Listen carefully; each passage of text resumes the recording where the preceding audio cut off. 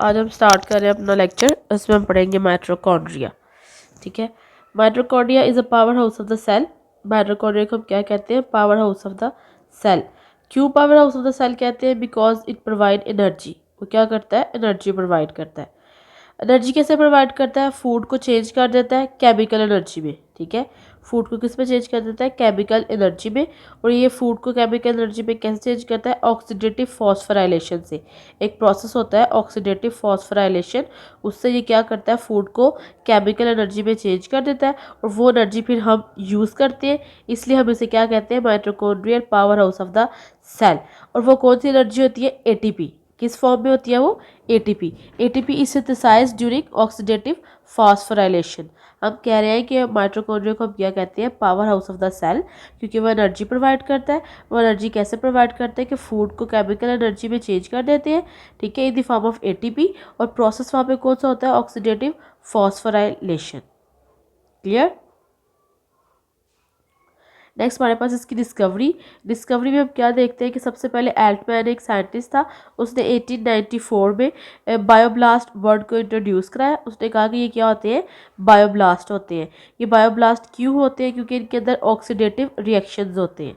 ठीक है, एल्टमैन ने 1894 में इंट्रोड्यूस कराया सबसे पहले माइटोकॉन्ड्रिया को, लेकिन उसने इसका नाम क्या रखा? बायोब्लास्ट। बायोब्लास्ट नाम क्यों रखा? क्योंकि उसके अकॉर्डिंग इसके अंदर क्या होते थे? Oxidation reactions. ठीक है, उसके बाद बैंडा ने 1897 में जो इसका नाम था माइटोकॉन्ड्रिया चेंज कर दिया, बायोब्लास्ट से माइटोकॉन्ड्रिया कर दिया। उसके बाद है हिजबोम ने क्या किया? 1948 में उसने बताया कि इसके अंदर रिडॉक्स रिएक्शन होते हैं, मतलब ऑक्सीडेशन रिडक्शन रिएक्शंस माइटोकॉन्ड्रिया के अंदर होते हैं। लोकेशन और नंबर देखते हैं हम। यूनिफॉर्म डिस्ट्रीब्यूशन होती है इसकी, मतलब सारे सेल के अंदर बिल्कुल एक जैसे होते हैं, लेकिन न्यूक्लियस के पास ये कॉन्सेंट्रेटेड होते हैं। ठीक है, मतलब न्यूक्लियस के पास इसकी मिकदार क्या होती है? ज़्यादा होती है।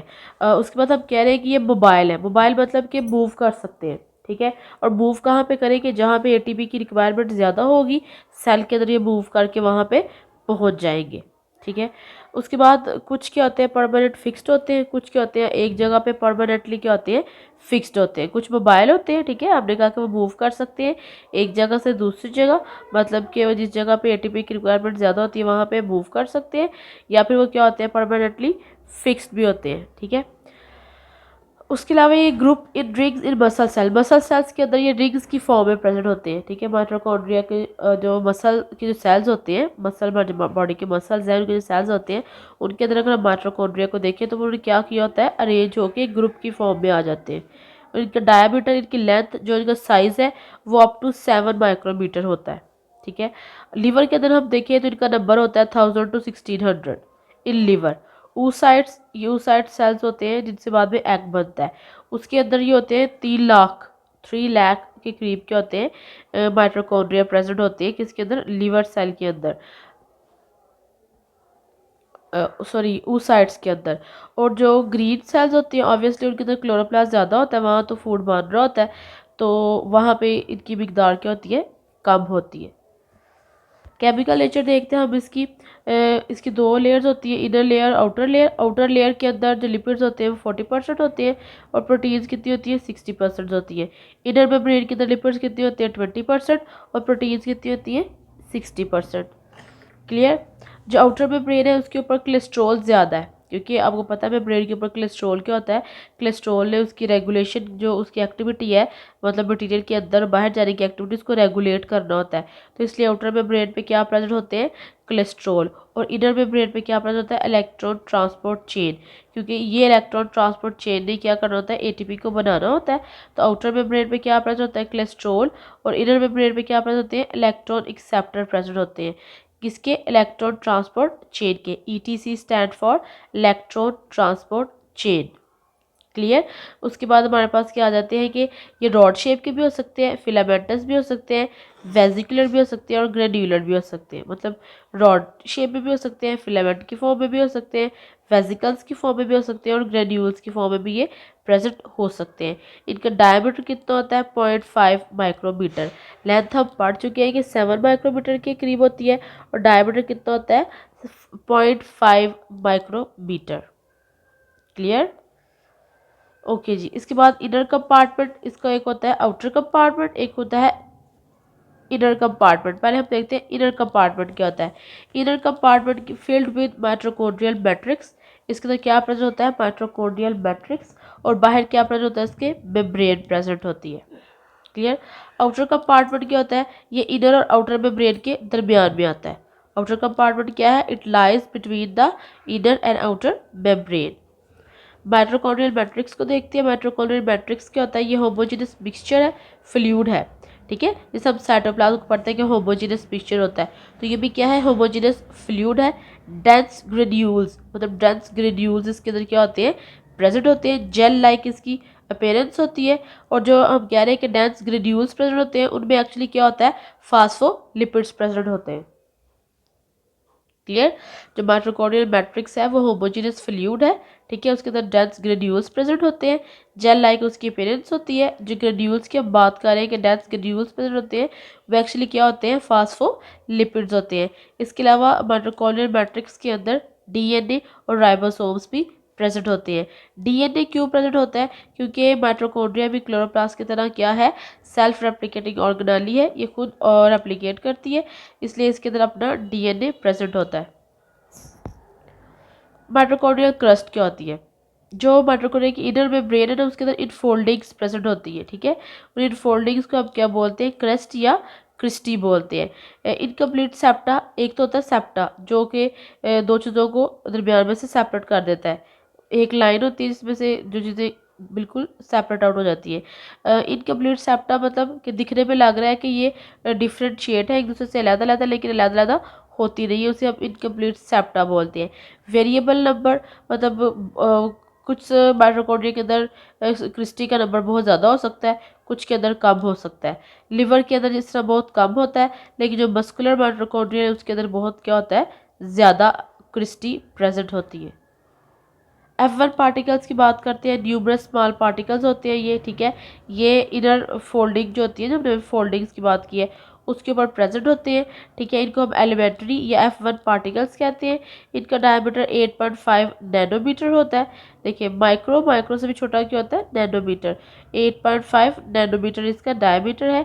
स्पेस ऑफ इंटरवल मतलब कि दो क्रिस्टी के दरमियान जो स्पेस है वो कितनी होती है, 10 nanometre. These particles contain special ATP, ATPase complex and proton pump. In particles के पास क्या होते हैं, स्पेशल एटीपीएस कॉम्प्लेक्स होते हैं और प्रोटॉन पंप प्रेजेंट होते हैं। क्लियर। F1 पार्टिकल क्या है कि न्यूमरस स्मॉल पार्टिकल्स हैं, इन्हें हम एलिमेंट्री पार्टिकल्स कहते हैं। इनका डायमीटर 8.5 नैनोमीटर होता है, ठीक है।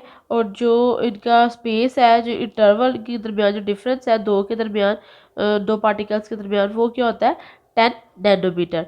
और ये पार्टिकल्स का फंक्शन क्या है कि इनके ऊपर एटीपी कम्प्लेक्स प्रेजेंट होते हैं, एटीपीएस कम्प्लेक्स, और प्रोटॉन पंप प्रेजेंट होता है। उसके बाद बात करते हैं कि हम कौन कौन से इंजाइम प्रेजेंट होते हैं इसके अंदर। इसके अंदर आउटर मेम्ब्रेन के इंजाइम होते हैं, आउटर मेम्ब्रेन और इनर मेम्ब्रेन के दरमियान जो स्पेस होती है उसके इंजाइम्स होते हैं, इनर मेम्ब्रेन के इंजाइम्स होते हैं, और मैट्रिक्स के इंजाइम होते हैं। आउटर मेम्ब्रेन के इंजाइम कौन से हैं, मोनोइमाइन। सबसे पहला इंजाइम कौन सा है, मोनोइमाइन। सेकेंड है NADH साइटोक्रोम रिडक्टेज, ठीक है। Third one is fatty acid को इंजाइम ए लाइगेज।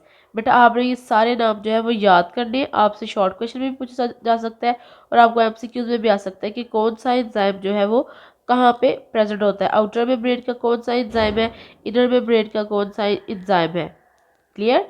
और तो आउटर मेम्ब्रेन के एंजाइम कौन से हैं, monoamine, NADH cytochrome reductase, fatty acid coenzyme A ligase. Clear. Space के एंजाइम कौन से हैं, space between inner and outer membrane के, adenylate kinase, adenylate kinase, nucleoside diphosphokinase. Clear. उसके बाद इनर मेम्ब्रेन के हैं, रेस्पिरेटरी चेन एंजाइम्स हैं। इसके बाद उसके पास एटीपी सिंथेज प्रेजेंट होता है। क्लियर। लास्ट पे है मैट्रिक्स। मैट्रिक्स के कौन से एंजाइम्स हैं, malate dehydrogenase, citrate synthetase, alpha keto acid dehydrogenase.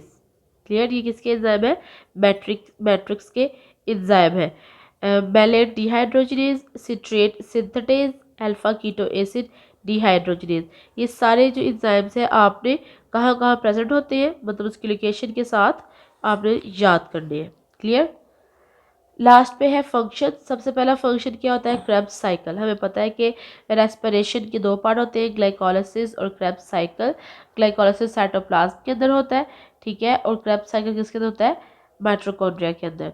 इसके अलावा इसका दूसरा फंक्शन है अल्फा और बीटा ऑक्सीडेशन ऑफ फैट्स, ठीक है। हम बात करते हैं कि जो भी चीज़ हम खाते हैं वो किस में पहले चेंज होती है, ग्लूकोज में चेंज होती है। फैट्स खा रहे हैं, प्रोटीन्स खा रहे हैं, जब फैट्स ग्लूकोज में चेंज होती है तो वहाँ प्रोसेस होता है अल्फा ऑक्सीडेशन और बीटा ऑक्सीडेशन। वो कौन कराता है, वो भी माइटोकॉन्ड्रिया के अंदर ही होते हैं। इसके अलावा एटीपी की सिंथेसिस भी किसके अंदर होती है, माइटोकॉन्ड्रिया के अंदर। क्लियर। नेक्स्ट अपना टॉपिक हम नेक्स्ट लेक्चर में देखेंगे। Thank you.